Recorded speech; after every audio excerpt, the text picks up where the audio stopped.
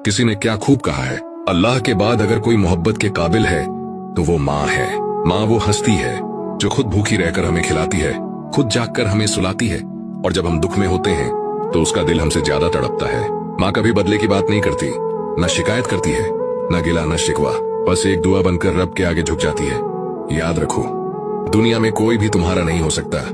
जितना तुम्हारी माँ तुम्हारी है, वो तुम्हारी कामयाबी पर सबसे पहले सजदे शुक्र में झुक जाती है और तुम्हारी तकलीफ पर सबसे पहले आंसू बहाती है। माँ अल्लाह की रहमत का वो साया है जो कभी तुमसे दूर नहीं होता, चाहे वो दुनिया में हो या पर्दा कर जाए, उसकी दुआ तुम्हारे पीछे चलती रहती है। तो अगर आज तुम्हारी माँ